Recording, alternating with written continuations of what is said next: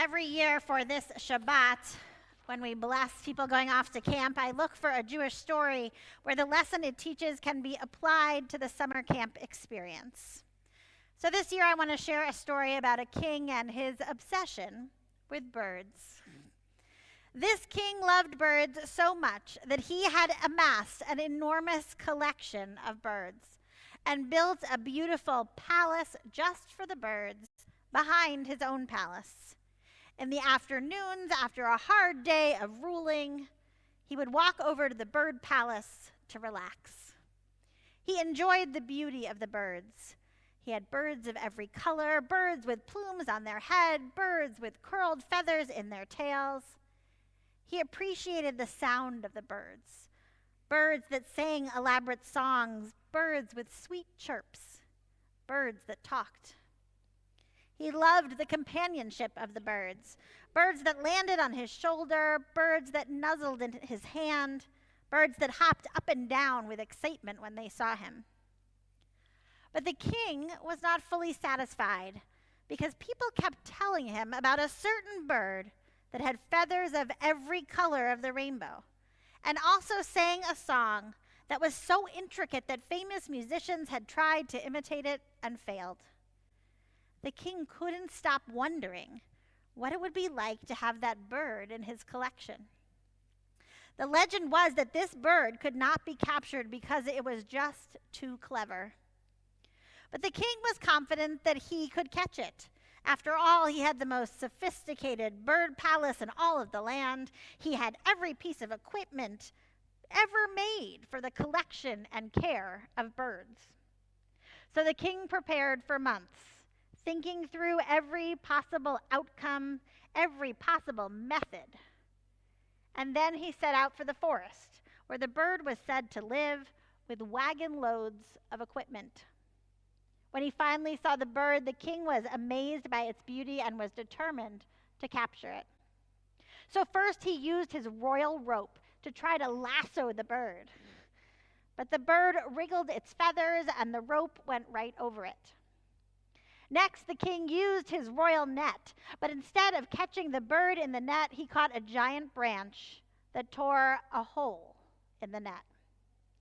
The king used his royal ladder, and it was one of those fancy ladders that you can extend to different heights. But every time he raised it up a rung, the bird hopped to a different branch. Realizing that he couldn't do this on his own, the king brought in reinforcements. He had the royal orchestra play bird calls on their instruments, hoping to attract the bird down from the tree. It didn't budge. He had the royal chefs create a birdseed mix that he thought no bird could possibly resist. It didn't tempt this bird. Exhausted, the king looked around and tried to come up with another idea. And that's when he realized if he stacked all of the people that were there with him, one on top of the other, they would surely reach high enough to grab the bird. The king shared his plan, and the people, somewhat reluctantly, started forming a human ladder, climbing on top of each other's shoulders and standing up so they gradually went up the tree. They were almost to the top, and the king was starting to get excited, but then the king heard a sound towards the bottom of the ladder.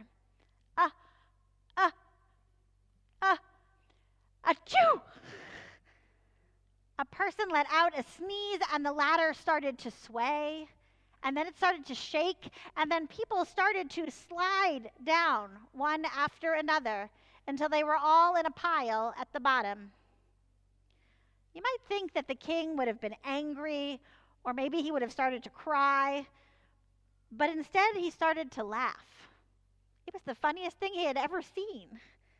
In fact, the king was laughing so hard that he couldn't hear that the bird was laughing too.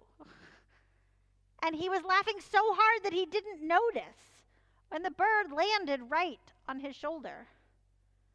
But then suddenly the king realized that the laughter that was in his ear was a different kind of laughter. And when he turned his head, the beautiful bird was right there. And the king stopped laughing and he stared at the bird and said, "Here you are." And the bird looked back at him and said, "Here I am. You were having so much fun laughing, I wanted to join. But I've been trying to catch you all day," the king said. And the bird looked at him and said, "You can't catch me. I don't want to be caught. But you can ask me to sit with you and be your friend and laugh." The king paused. "But that's what I've wanted all along.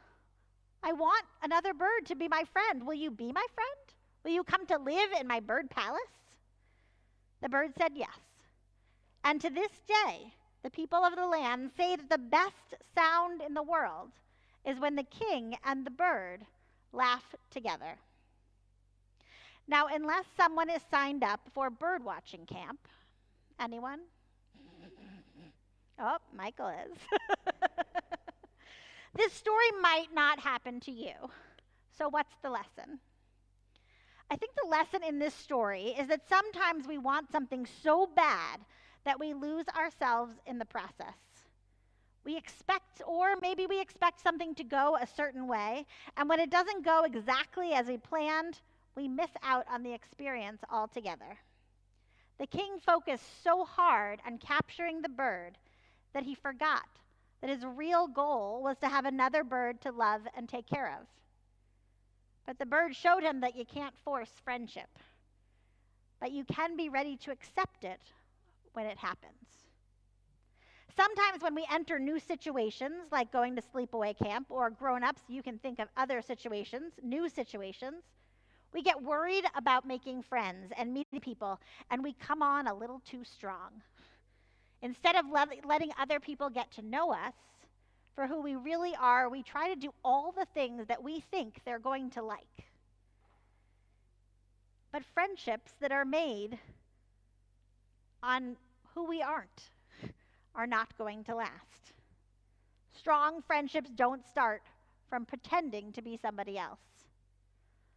Or maybe you're going to show up to camp expecting to feel a certain way because your older siblings or your parents talked about the magic of camp. And you have an idea of what that's supposed to feel like. And then when you don't feel exactly that way, you're disappointed. But maybe while we're trying to force ourselves to feel a certain way, we missed feeling something else and figuring out what the magic of camp or whatever that new situation is for us. We can't force friendships, and we can't make ourselves have a good time. But we can show up to experiences as ourselves, and we can show up ready to notice and to appreciate when good things happen to us. Shabbat Shalom.